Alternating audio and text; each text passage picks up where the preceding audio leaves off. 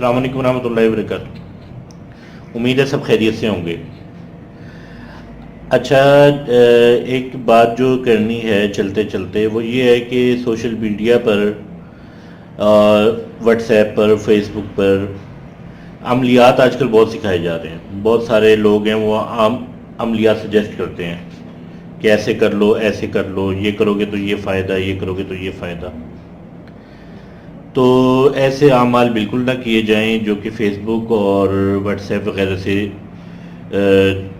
پہ تجویز کیے جاتے ہیں، کیونکہ نمبر ایک تو تجویز کرنے والا خود کوئی عامل نہیں ہوتا، اس نے اپنی صرف مشہوری کے لیے عمل پوسٹ کیا ہوتا ہے۔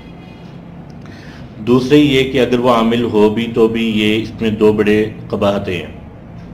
ایک یہ کہ اس میں شدید ایمان کا خطرہ ہے۔ اکثر اعمال ایسے ہوتے ہیں جس کا ہمیں پتہ نہیں ہوتا، اور اس میں جو عملیات کرنے والا طالب علم ہے اس کا ایمان فارغ ہو جاتا ہے۔ شیاطین سے مدد مانگی جاتی ہے، یا کوئی ایسے منتر جنتر ایسے ہوتے ہیں، جنتر منتر جن میں الفاظ میں دیوی دیوتاؤں کے نام ہوتے ہیں، جو کہ قطعی حرام ہے۔ دوسری قباحت اس میں یہ ہے کہ اکثر بلکہ 100% اعمال جو کہ بغیر کسی استاد کے سیکھے جائیں، استاد فزیکلی آپ اس کے پاس اس کے ہاتھ میں آتے ہیں اور نیک استاد ہو تو 100% ایسے طالب علموں کو رجعت ہو جاتی ہے۔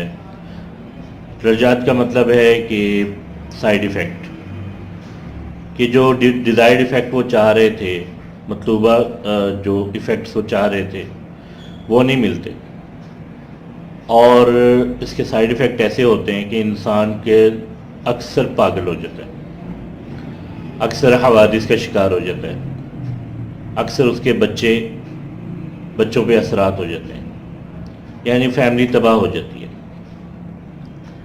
تو بالکل ان چیزوں سے اوائڈ کریں۔ کوئی بھی عمل ہو اس پہ فوری طور پہ انسان پریشان ہوتا ہے نا، تو وہ کچھ بھی کرنا شروع ہو جاتا ہے، اسے آپ جو بھی بتاؤ گے نا وہ کرنا شروع ہو جائے گا۔ اسی چیز کو ایکسپلائٹ کرتے ہیں یہ فیس بک کی پوسٹوں والے اور واٹس ایپ کے گروپس والے، اور یہ جو ہے نا لوگوں کو اپنے پیچھے چلا لیتے ہیں، اسی چیز کو ایکسپلائٹ کر رہے ہوتے ہیں۔ تو یہ جو ہے بالکل نہ کریں۔ آپ پریشان جتنے مرضی ہوں، آپ کوئی بھی عمل خود سے کبھی بھی شروع نہ کریں۔ آپ ہمیشہ کسی مستند عالم سے، مستند عامل سے مشورہ کریں اور پھر اس پہ وہ عمل کریں، اس کے علاوہ کوئی عمل نہ کریں، ورنہ یہ شدید آپ کے روزگار کے لیے بھی خطرہ ہو جائے گا، اور ہر قسم کی بندش انسان پر آٹومیٹیکلی لگ جاتی ہے۔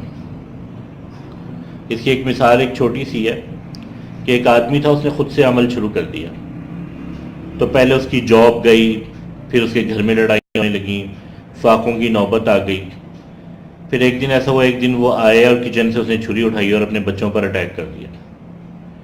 بیوی بچانے کے لیے آئی ہے تو بیوی پر اٹیک کر دیا، محلے والوں نے بیچ بچاؤ کرایا، تو رات کے وقت میں اٹھا ہے اور رات کو اپنے گھر کو آگ لگا دی اس نے۔